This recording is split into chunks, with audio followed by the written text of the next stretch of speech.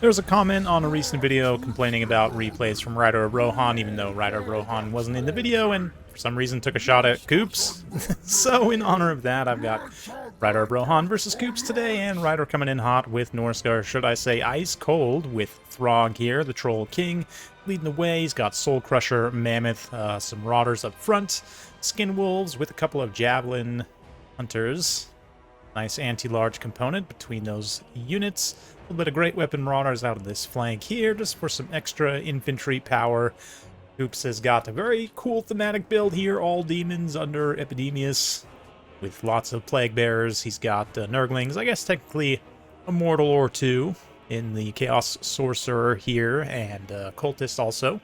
We've got some Furies up in the sky, a couple of Plague Toads on each flank, or one, I guess, and two.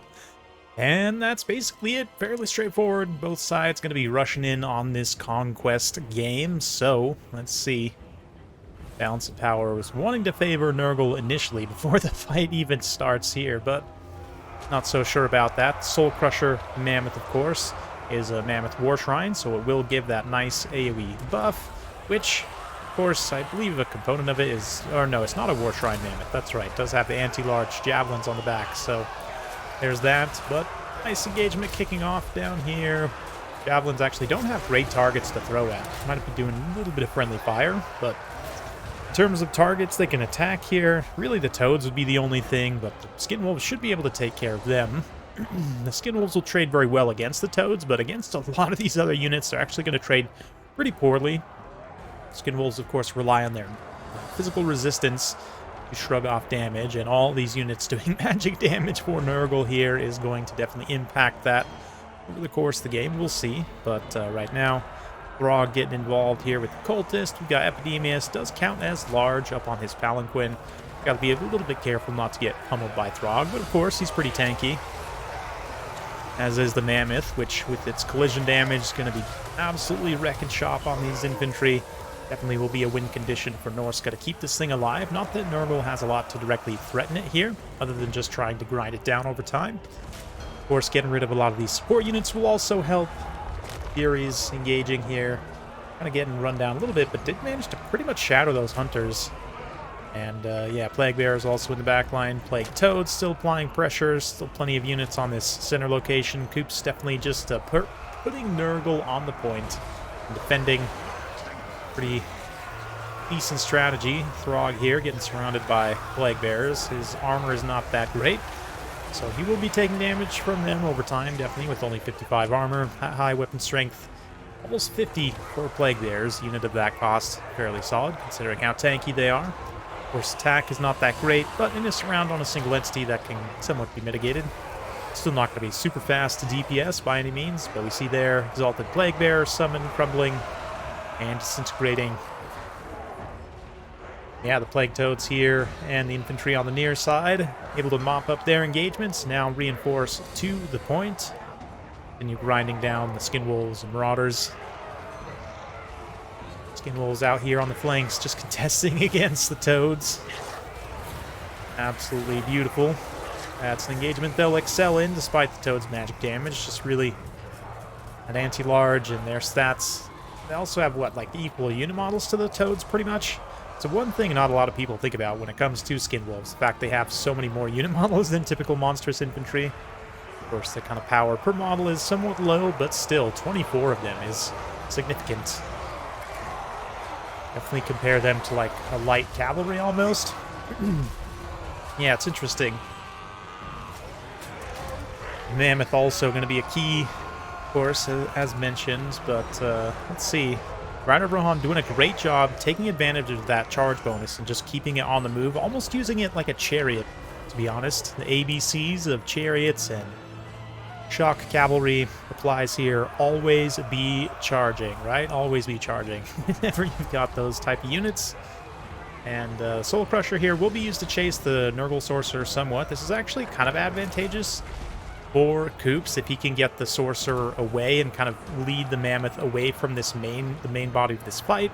Will allow his units to just grind down over time, which slowly and surely probably will win. You know, with the healing and the debuffs of everything, that Sands of Sickness also getting some nice damage reflection to get some more DPS.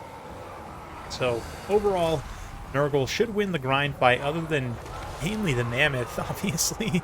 Really nice burning head coming through here as well from that Shaman Sorcerer. Yeah, I mean, probably wasn't overcast, didn't do an insane amount of value, but this guy's on foot with just that. It's probably already paid for himself. And the Plague Toad's there showing how weak demonic leadership is. Even after all this time, buffs to demonic units, it's still definitely a hindrance and something to be aware of when fighting in these matchups. But wow, look at that like high-angle javelin throw there. That's pretty impressive. Even though, again, still probably some friendly fire hitting those Skin Wolves, but all about that leadership damage, just getting rid of the Plague Bears there. A little rear charge from the Skull Crusher as well. And Epidemius still grinding as well. Got the Soul Shrine effect? Yeah, then Rage there, giving some damage, resistance to the Skull Crusher. Grog here taking some pretty significant damage. Yeah, and I guess it's really just the Plague Bears just circle beating everything that's been able to hold. And given this is Conquest, we have a few little lag spikes there. It's possible Norsca might not be able to actually hold this. I mean, it looks like Nurgle's kind of on their last legs to a degree, but at the same time, these units can hold on for a remarkably long amount of time, especially if Koops has got like Fecundity heal in his back pocket or charging up possibly. But as it is right now, yeah, a lot of these Norscan units starting to suffer a little bit of leadership issues. Like, it's definitely possible Norsca can just win outright in terms of combat, but at the same time, if Nurgle's able to hold this objective, there's still quite a bit of time left before a point's victory. Don't put it past Nurgle to do something like that, although another really nice burning head placed. Small unit tactics here as able to cut through what remains of the Plague Bears. Again, that leadership damage, that burnt contact effect, so important. Everything possible to just try and push Plague Bears past point of crumbling. Epidemius throwing out some more buffs, debuffs though. That debuff especially will charge the army abilities here. If Koops can get one more Fecundity to try and hold on, balance power basically dead even right now as a lot of these Norscan units start to rout. The leadership core is intact though, and the Mammoth gets a nice charge in here. Let's cut through the UI. We can see what's happening. Get a charge there into the Nurgle Sorcerer, who's also getting lit up by the remaining Javelins there. Just saw a nice volley land on him, even though those Javelins just routed. Yeah, he manages to survive that attempt. Epidemius also soaking some damage right now. But some of these Norsca units are going to come back from rout. Yeah, unfortunately that damage spell not really going to do a lot there. Primarily all single entities left. Well, a few monstrous infantry as well, but yeah, Rider Rohan staying dedicated, trying to finish off that Sorcerer. Does manage to get some good hits. Terror route there, Throg, especially with that big anti-large bonus. Free of the poison, and actually free of wounds as well, due to his trollish regeneration. It's going to be fighting on to the bitter end. Another beautiful burning head there, as Epidemius getting surrounded by Skin Wolves is going to be very bad for him, and pummeled by the Mammoth as well. Epidemius might have met his match here, but some more Plague Bears remaining, filtering in to help this engagement, and a nice little rear charge for them. A whole 8 charge bonus onto those armored Skin Wolves. But at this late stage, every little bit helps. And the Skin Wolves do rout there. Raw gonna stay and fight. Little kick attack.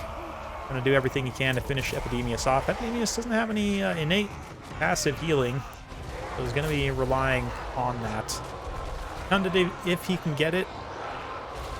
But let's see here. Yeah, all those demonic units nearby getting them some nice physical resistance buff is also helping significantly here. But yeah, I guess that doesn't affect him. But of course, Burning Head will cut right through that. Cultist coming back. Cultist with that armor sundering too. It's just been absolutely value training this whole time, I would imagine. Maybe not actually. Maybe he has. He's got like 800 value considering how cheap he is. Pretty decent. And the support value as well. Again, that armor sundering enabling great value on other units, but you can see the demonic instability take hold of those Plague Bears as they crumble away. Sorcerer gets hit again and tear routed, and now things are looking pretty bleak for Nurgle. But you see how long they were able to hold on, just barely. Rider Rohan actually gets the cap right at the end.